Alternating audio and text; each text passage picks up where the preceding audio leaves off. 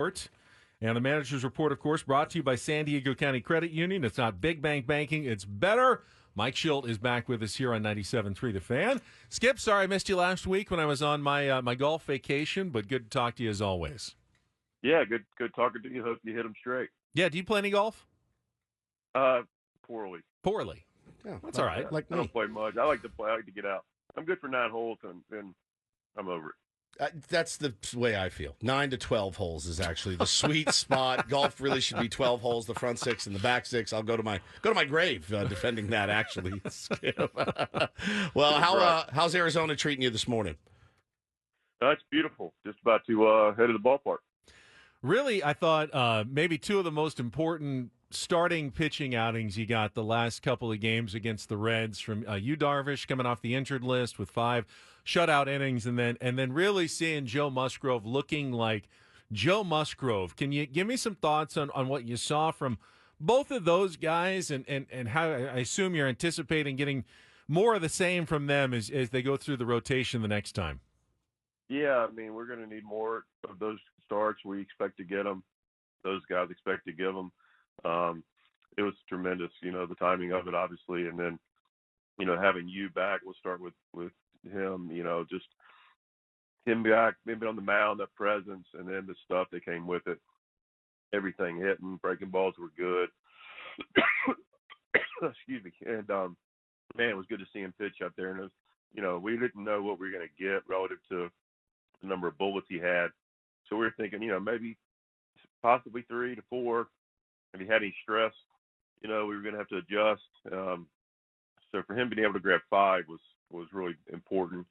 And then it actually set us up also good for the next day with our bullpen. And then Joe was, like you said, Joe was fantastic. He looked like vintage Joe Musgrove, and he was really, really good. I liked everything. His fastball velocity was up. He was throwing it where he wanted, throwing ball inside, good curveball, slider. So he was really good.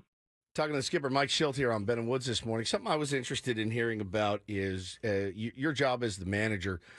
You got to manage everybody differently. Everybody, 26 different personalities in there. And, everyone kind of expected Jackson Merrill to hit a little bit of a lull, right? It happens to the best players in the game. There are guys that get sent down to the minors and that have been 10-year veterans. It's crazy. You see it all the time, Skip, but he's scuffling a little bit right now.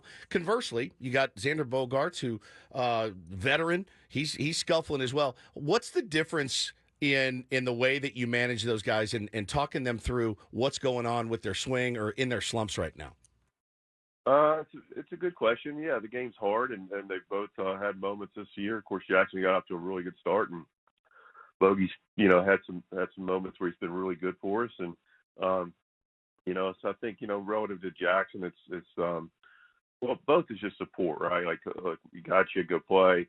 You need anything. I think it's more about, like, what are you when you're doing it well? Make sure you have the right mind frame of how you compete when you're in a good place, and that's really, the message and how you deliver it just based on the individual. But with Jackson, being a younger player clearly to the league, it's you just want to make sure that he's not trying to do too much and just appreciates what he's doing and stays with the right approach that allowed him to have the success of the start. But there's not a lot of reminder for him because he really has got his good head on his shoulders and sees the game well, and so you trust what that's going to look like. And Bogey's, heck, for about 10 days there, he was swinging the bat really well and putting up some good numbers. So, he got him a day off before this scheduled day off yesterday, and he'll be ready to go, today. So I got confidence in both those cats. It's our manager's report brought to you by SDCCU with Mike Shildt, who is in Arizona. Padres opening a 3-game series tonight. And I did hear you say, Mike, earlier this week that you were going to use the off day to check in with your AAA coaching staff on Donovan Solano. So how did that check-in go? And with Manny now, playing third a little more regularly, that gives you some different possibilities at the DH position. What are we going to see kind of going forward here? Well, we're going to still find out. I didn't have a chance to actually get a hold of them. They're playing yesterday, so a little bit of inability to get a hold of them. So, but I am on the way to the ballpark and reach out to some guys. But I've heard good, read the reports, and I've known Donovan since he was 16 when he first got in the game in rookie ball. So, I think he's taking good at bats. He's a professional hitter, and it's just a matter of when he's ready, and then we'll figure out what the lineup looks like relative to when he's ready to come up. All right, Skip. So I had a day off on Wednesday. I took my family to Disneyland, so I didn't get to come in. I didn't get to come in and talk about Mike Shildt, the gambler, and going with Manny. I missed all of it. So I heard your post. I heard all of it, but I wanted to ask you because I'm very selfish, and I was like, I got to talk to him about that move. I got to say, when it happened, I thought it was the right. I really did. I love it. Now I'm a huge Manny Machado guy, and I always want him up with the bases loaded. I had never heard of that rule before. I've never seen that happen. The balk thing that happened with Waldron, the game before, I'd never known that they had to announce. These rules are insane, and I watch a ton of baseball. I'd never heard of either of these, but let's talk specifically about that decision. It seemed like you knew exactly what you wanted to do. It was a very decisive decision on your part. Yeah, it's interesting. In our ball talk the week before, catcher interference had come up in a game. I mean, heck, we've seen it more. It's crazy how often we see it now, but because guys trying to steal strikes and get close. But anyway, so Jim McHugh, our advanced guy, and does a lot of things really well for us. In our ball talk said, hey, just want to make sure everybody knows that's a live play, and keep playing it, and we have the opportunity to choose the result of the play, which was a nice reminder. And then so I just went out to Corey. Let me just make sure I get this straight, which I make sure he was getting it straight too. Yeah. Choices obviously take the out and the run. So there's 2 outs and Toddy's a second. Or take the run up the board and bases are loaded. We got 1 out with Manny Machado. And he's like, yep, that's right. And I said, well, we're going to take Manny. It just, I don't know. It just seemed like a pretty easy decision to me.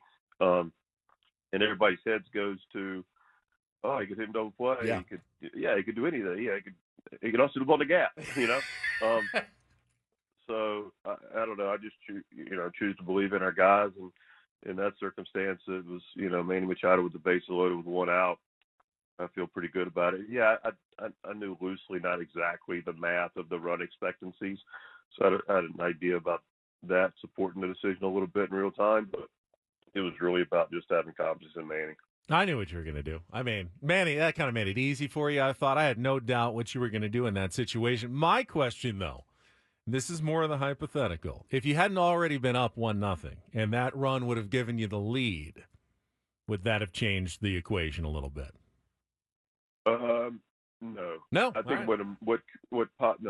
what possibly could have changed the equation if it was the 8th going into the 9th. Yeah. Later in the game, okay, we got less Torres time for the other in. team to come back. Yeah. Correct. Interesting. Personnel's got to be a big part of it. He believes in everybody. I know. And my co-host here made the point.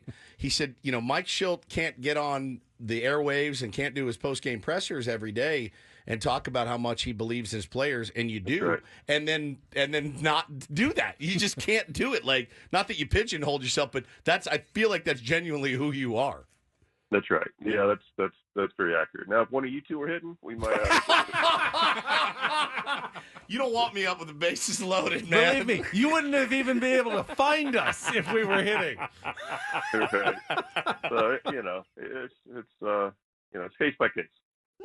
So, Mike, you've been around this team obviously more than just this season. You saw the last couple of years, and while many things I think we've seen as fans already this year, some comebacks, some resiliency, some big innings, things that we kind of missed last year, the one thing we're still waiting for, it was that long winning streak. It took forever for the team to win 4 in a row last year. You've gotten the 3-gamer, but what does it take? You had a 17-gamer there with the Cardinals there in your last season. What does it take, besides a little bit of luck, for a team to really put together a long streak, and why haven't we seen it yet from your team? Yeah, it's interesting about streaks for me. I look at it, which I just answered your question, obviously, in a more holistic manner. So, yeah, they're if you play the game consistently in all phases the right way, and have which is clearly not easy to do, but what we're looking to do, and that's required to play that consistent baseball. And you're not giving anything away, and you're taking everything you can in competition, and you do that every night, and you're dedicated to that at every phase of the game. You're going to give yourself the best chance to win. You do that consistently enough, you got a chance to stay on the good side of streaks. But really, for me, I think it's a little bit of a trap to think and worry about when are we going to win 6 in a row, 7 or 8 in a row, and 9 in a row. I want to win every game, so we win every game. We put together good streaks. But for me, it's really about winning series. And I talk about this a fair amount, and we're still, we're getting better at it. Clearly, we'd won 3 series in a row, and we split a series. They got swept, which clearly is not fun, and then won a series.